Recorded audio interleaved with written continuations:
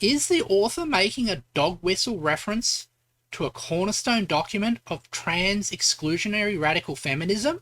Melody is an adult entertainer, so I am going to have to mention some adult concepts.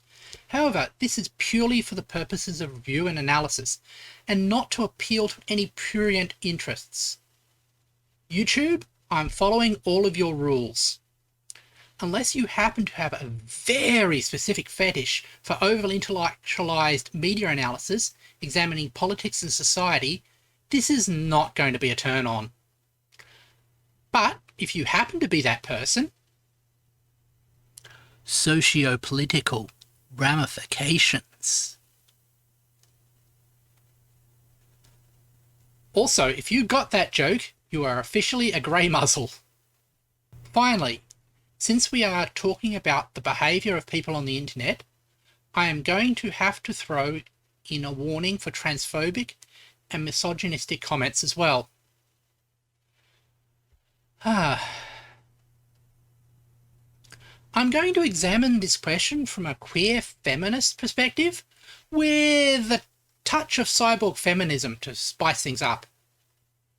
But doesn't coming from a feminist perspective mean that I'm biased? Yes. Yes, it does. Everybody is biased. If someone tells you they are not biased, either they lack self-awareness or they are lying to you. So I am going to be honest and straightforwardly tell you where I'm coming from. Okay, housekeeping done.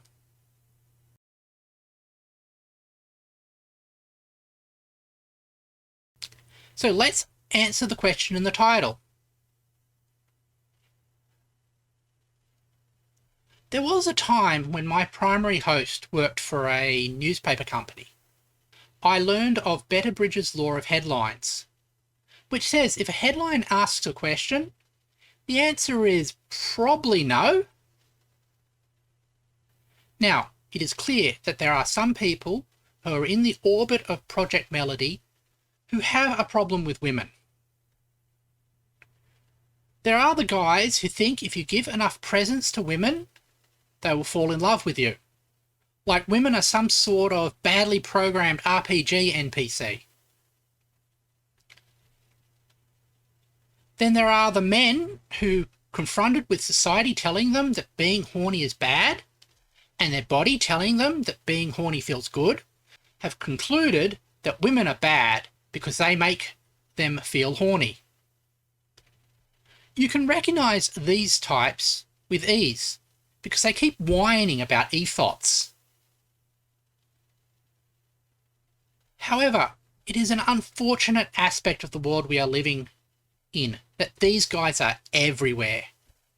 The greedy ethos versus X meme was omnipresent when this story was published. You could see it for totally say-so and pure streamers like Vtuber, Maori woodcarvers like Brox, and anyone else. Of course, if you called out someone for this, they would act all innocent and say they were just memeing. A phrase that has become meaningless. So this discomfort with women is a type of general background radiation. Quite frankly, I feel it tiresome and a massive drag. However, given how widespread it is, it would be useful to make a distinction between radiation on the level of I built my house on a top of granite and Grandma's collection of antique radium-dialed clocks. So what I did was read through the comments on her VODs, clips, on YouTube, OnlyFans, Pornhub, along with watching her streams in real time and examining the replies to her Twitter. There were a few comments of the type the author noticed, and during Mel's initial rise to fame, there were problems with fans harassing other cam models.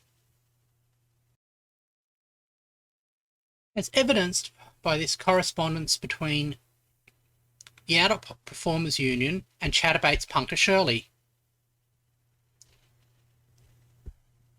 I think the AI model Melody is so cool and futuristic, but the union has gotten many complaints from models about her following being rude, slut-shaming. Hi Kelly. The concerns you expressed are very important to us. FYI, our rules prohibit harassment, and we've advised our compliance team to step up their vigilance.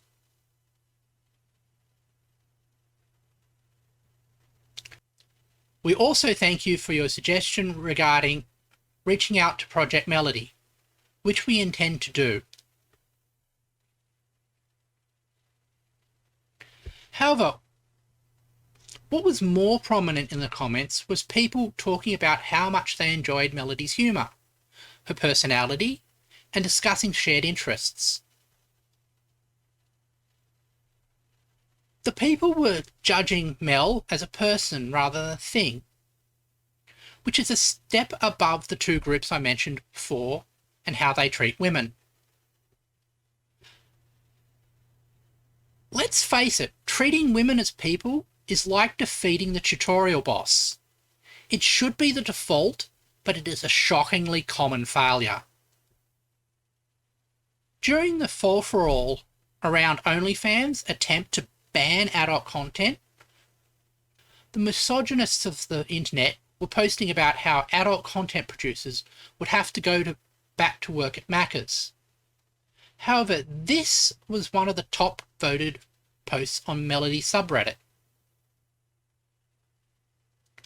I am far beyond angry at what OF did. It is unfair and unacceptable, and there is literally nothing I can do because I don't know the ins and outs of porn, and it makes me feel useless as well.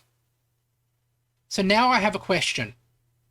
What can we do to help Melody and her fellow sex workers that are affected by this? Being concerned about the injustices against sex workers is the literal opposite of misogyny. On this axis, many of Mel's fans are a step ahead of the typical. Her fans are not the worst. Another way we can look at this is what type of behaviour Melody and her moderators encouraged and discouraged. Communities will grow to resemble their leaders. Melody and her mods deliberately shifted the mean of hoes mad to bros glad. When Projekt Melody has talked about specific named creators, she has always been positive about them. Remember how I talked about people harassing cam models? Melody's moderators banned the people involved in that. In a way, the sex worker positivity that was evidenced in the Reddit comment was a consequence of Melody's deliberate effort to cultivate a community. I had to read through the story multiple times, and some parts jumped out at me. For example, this section. 𝕊𝔸℻𝔻, or someone capable of typing, seems to have begun developing Projekt Melody brand last year on Twitter. By the time Melody started streaming on Chatterbait, 𝕊𝔸℻𝔻 had imbued the character with a better command of English and an unquenchable sex obsession. We have the benefit of time and extra information that the original author did not have. We now know that 𝕊𝔸℻𝔻 was just a person brought in to do 3D modelling for Melody. And by the time the story was published, the relationship between Digi and Melody had become acrimonious. However, even without the benefit of this knowledge, this is like going to a live improv puppet show and concluding that the guy who made the puppet was the main creative force. Instead of giving creative credit to the person who literally gives Projekt Melody her voice, the person whose body movements move 3D body on screen, the author seemed to attribute Melody's character to the person who built the model. Historically, there's been a problem where women's accomplishments have been falsely attributed to men. I hope the author did not intend to imply that all of Melody's successes were due to Digi. Projekt Melody has swelled into a multi-platform phenomenon. She, if we must, is on Twitter, YouTube, Patreon, and yes, Pornhub. Recall what I said about treating women as people being tutorial level? In English, the pronoun it is reserved for non-people. The author seems to be behaving in a manner far worse than the people whose behaviour she is examining. And why are there scare quotes around she? The only people who have problems with respecting preferred pronouns are edgelords who think performative cruelty is humorous. And, well, the other group is even more detestable than edgelords. Melody is a literal product of the male gaze, a person who's probably a man pantomiming femininity for an audience of paying men. What is it with some people and this 1950s comedy idea that men are pretending to be women for notorious purposes? Also, the wording is kind of strange here. Why pantomiming femininity? Like, pantomime isn't exactly a common term in American English. However, it is a term that is rather common in British English. Indeed, Pantomime Danes is the title of a chapter in Germain-Gear's The Whole Woman. Seeing this, I have to ask, is the author making a dog whistle reference to a cornerstone document of trans exclusionary radical feminism? Does this reflect the true ideology of the author? I don't know. It could be that she was making a clumsy reference without a deeper understanding of the implications of what she was saying. However, this is why we do analysis, to better understand the implications of what we are writing. It is by learning to read deeply we become better communicators.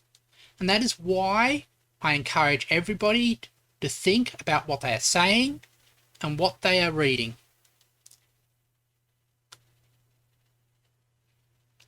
And if you have been watching, thank you very much for doing so.